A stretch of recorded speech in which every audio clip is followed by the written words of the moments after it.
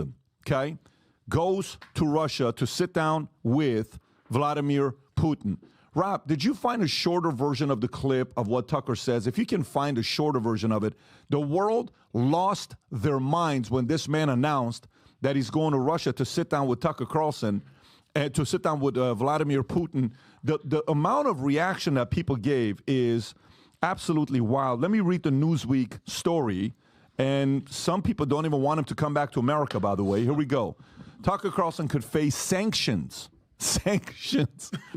over Putin interview. Newsweek story. European Union lawmakers, such as former Belgian Prime Minister Guy Verhofstadt, are contemplating sanctions against Tucker Carlson following his revelation of an upcoming interview with Russian Vladimir Putin.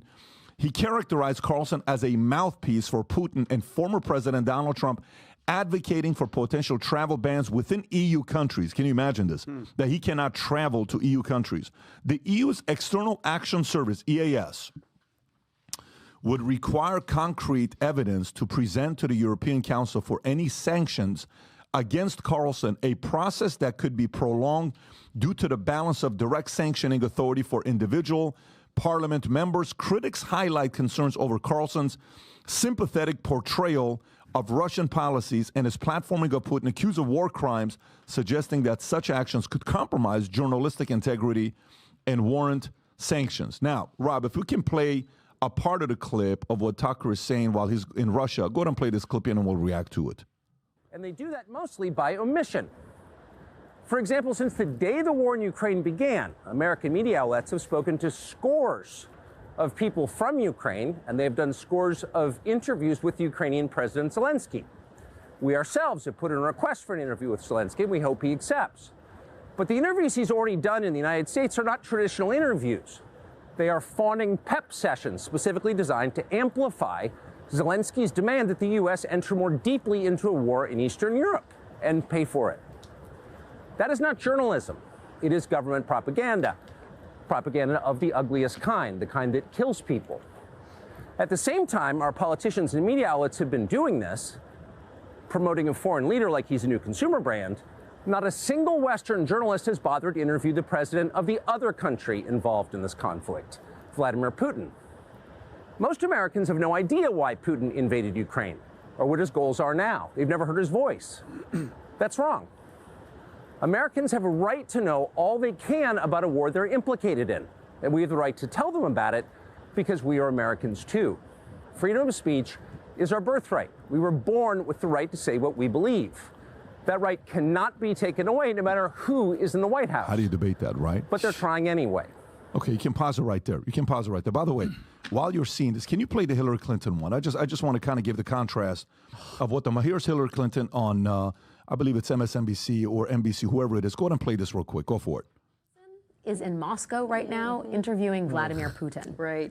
The first American, I'll say, journalist to interview Putin since the war in Ukraine began. What does that tell you about Tucker Carlson and right-wing media and also Vladimir Putin? Well, it shows me what I think we've all known. He's what's called a useful idiot. I mean, if you actually read translations of what's being said on Russian media, they make fun of him.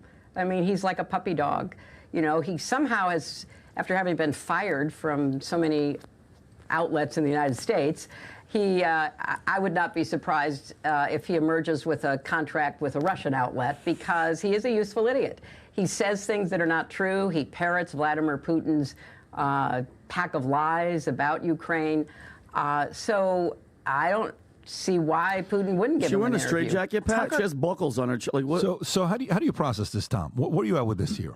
Well, first of all, remember the first rule of liberal attack in the medium: accuse the other guy of what you're already doing. 100%. She's quoting useful idiots, which was the people that were in Hollywood and the news media when communism was trying to infiltrate in the late 50s and 60s. That's a phrase Karl Marx would use a lot. Useful idiots. So isn't it interesting? Excuse me, let me back up, red line, back up. Intriguing and ironic that Hillary Clinton would use the term useful idiot, number one. And number two, I marvel at the way the left derives the opportunity to hear another viewpoint, even if you think that other viewpoint is full of crap. And by the way, we used to call that a presidential debate, where your guy would be on stage, you thought the other guy was full of crap, right? But we wanted to hear it just the same, didn't we? As Americans, we wanted to hear both sides, we wanted to see what they have to say. And going back 1977, they had a hero in media. Her name was Barbara Walters. Let's take a look at this. Rob, look at what Glamour says when Barbara Walters passed away. In 1977, Barbara Walters boldly went to Cuba to interview Fidel Castro, who was this dangerous communist dictator that we were all upset about. And this is Barbara Walters' interview. Clips are going viral in honor of the broadcast icon. These were clips of her interviewing Castro. What is the difference between Barbara Walters going to interview Castro during the Carter administration on the eve of Jimmy Carter getting fired and replaced by Ronald Reagan, and Tucker Carlson on the eve of her retirement, Barbara Walters recalls a history-making interview with the Cuban president. This is Harper's Bazaar. These were quality publications going out and just absolutely lauding Barbara Walters, who was an icon of the one-on-one interview before Larry King. She was the GOAT of a one-on-one interview, and there's a lot of interviews she did that were really good. She dove down and asked the question. She's a hero for, against U.S. government wishes, sneaking into Cuba and interviewing Castro. And now here we are these years later, how quickly we forget. And suddenly Tucker Carlson is the useful idiot interviewing Putin. Well, first and foremost, like, why won't she just go away? I don't know about everybody else out there. I am sick and what is her point of, like, who wants to hear what Hillary Clinton has to say about anything? Nobody cares about you. Anything that wants, if we want to talk about Russia and Putin, how about you being the problem? Because people are still talking about it today, 7 years later. Russian collusion. Trump was you ruined, single-handedly ruined friendships, families, fighting, everything was Russia for the entire presidency. So I can care less what she's saying, let alone what she's wearing with her freaking straitjacket. But think about this, Pat. 60 Minutes interviewed Putin. It was journalism. Megyn Kelly. It was journalism. Bloomberg interviewed Vladimir Putin. Journalism. Oliver Stone interviewed Putin. Journalism. Tucker Carlson goes, it's treason. And you know why? Because during all those times, we weren't at war with Putin. Right now, they are begging to fight with this guy. And if we have somebody like Tucker that's going to actually talk to him and find out reason and stuff like that, they can't have that happen. And again, and I always say this, thank God for Elon Musk, Patrick, because if it wasn't for Elon, because this is Tucker on X, you would never, ever see this or hear this, and they are going crazy. And I absolutely love it that this guy spent billions for us to be able to hear this guy so people can make up their minds either way. I think it's a great thing. Great point, Adam. Thanks, brother. Yeah, I mean, at the end of the day, people have to do their job. Financial advisors, they manage money. CPA, they handle your taxes. Whether you're an editor, you edit. Whether you're a coder, you code. If you're a basketball player, you shoot the ball. If you're a journalist, you interview people. Yep. That's just what your job is. He said specifically, I watched that whole 5-minute clip, it's our job as journalists. Megyn Kelly weighed in. She said, it is our duty as journalists to inform people. So this is doing your job. Second thing, the truth. People want to know the truth. He talks about this in his 5-minute clip a ton. They want to know the truth that they're paying for this. The American people are paying for this. 2 years later, most Americans are not informed of what's actually going on in Ukraine and Russia. Not that I'm rooting for Russia. We want to know the truth. Number two, they want to know the truth about the human disaster, the long-term effects of this, the post-World War II economic order. What's going on with that? What's going on with NATO? Are they paying their 2%? Everything goes on with that. He goes on to speak more about the truth. The mainstream media, they're corrupt. They're omitting everything. They may not lie, but they'll omit. So plenty of journalists have interviewed Zelensky. We've seen Zelensky how many times do an interview? Dozens, all the time. He won't shut up. So it's cover just of Time magazine. Yeah, there you go. Man of the Year in 2022. And by the way, speaking of Man of the Year, you don't have to agree, or they don't have to be a good guy or a bad guy. I think Hitler was Man of the Year of Time magazine in the 40s. So I'm not saying that Putin is Hitler, but the last thing that Tucker talked about was love. Love. He says, I'm not here because I love Putin. I'm actually here because I love the United States. And I'm not encouraging you to agree with Putin. I'm encouraging you to watch this. Yeah, listen. So it's important. And then last but not least, he gave a shout out to Elon Musk for not suppressing or blocking the interview, and he promised to put it up. But he said Western governments will do their best to censor the video. And then he ended it with, "Don't be a slave. Watch the video. Think for yourself." PBD, what do you think? So a couple things. You know, you make very good points, Tom, when you're talking about Barbara Walters. Mike Wallace, I don't know if you've seen the documentary about Mike Wallace, phenomenal documentary on what he did, his life, the people he interviewed. And then, you know, he interviewed Khomeini. Have you ever seen, can you pull up Mike Wallace interviews Khomeini? Just type in Khomeini. It's a very easy name to spell. Just Mike Wallace interviews Khomeini. Khomeini. Come on, Rob. That's easy stuff. Ja, mensen, ik ga ondertussen even kijken. Ik weet niet of het beeld gaat veranderen. Ongetwijfeld wel. Ja. Oké, nou, ik ga eventjes naar X toe, toch? Even naar Google. Google. En dan, oké. En dan doen we, even kijken. Hoe heet die nou ook weer? Hoe heet die gast nou ook weer? Interview Tucker Carlson. Tucker Carlson. On Carlson X. Twitter. Moet er wel een beetje. Nou. Oké, dus hier zouden we het zo meteen moeten kunnen zien. We gaan het even afwachten. Oh, kut. We gaan het gewoon afwachten, jongens. Komt maar goed.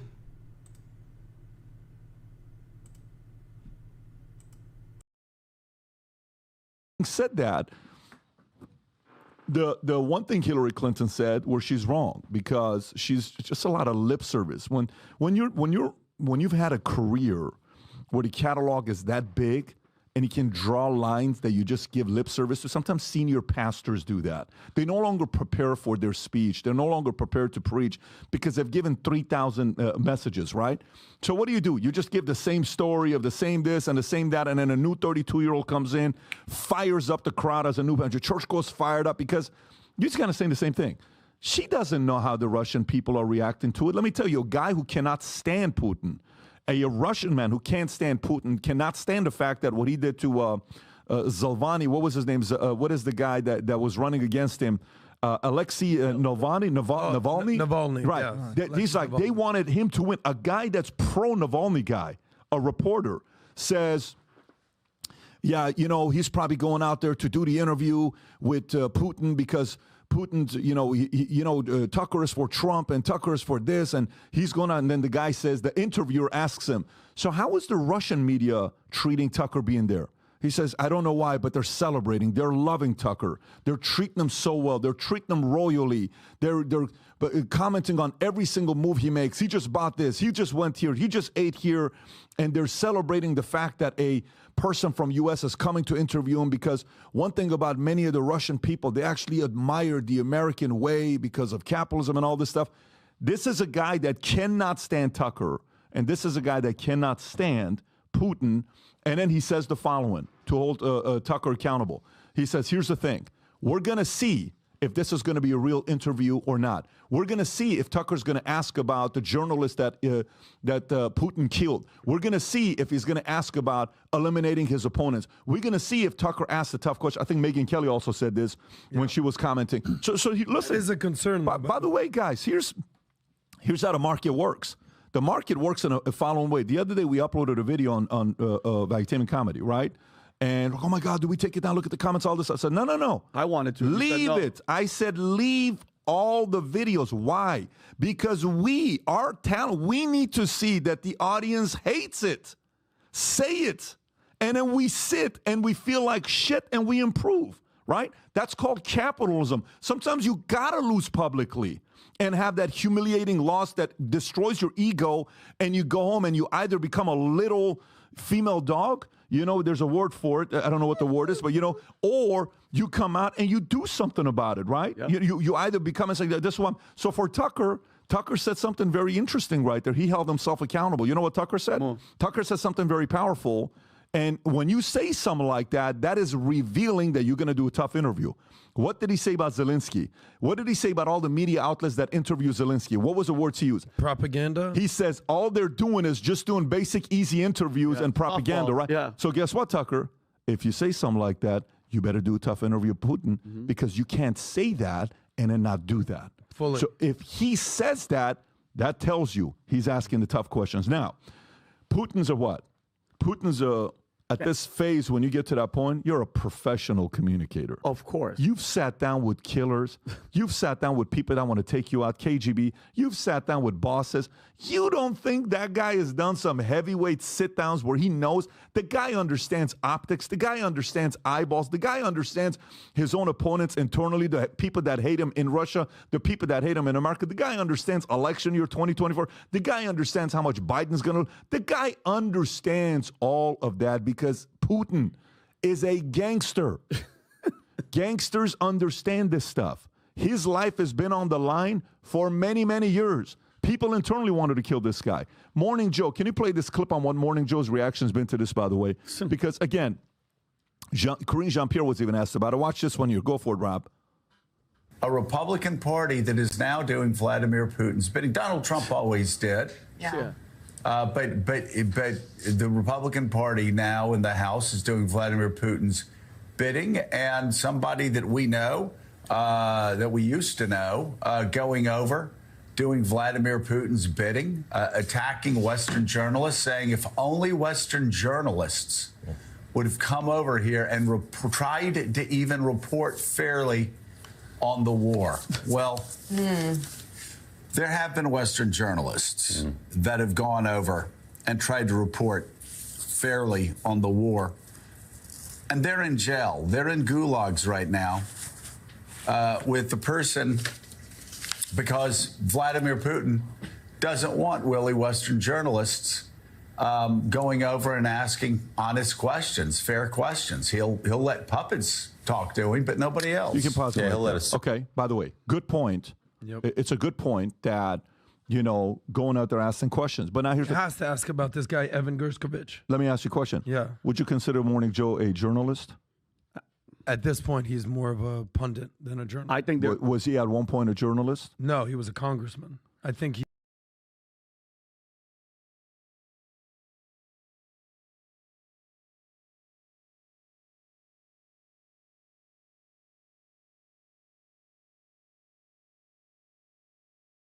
Ik loop even helemaal vast, jongens, met mijn computer. Helemaal gek. What the fuck is dit nu weer, man? Even kijken. Ik weet niet wat hier aan de hand is, hoor. Ik vrees dat ik hem uit moet gooien, want ik loop helemaal vast hier al. Ik weet niet of ik nog überhaupt online ben. Nou, veel plezier met het interview.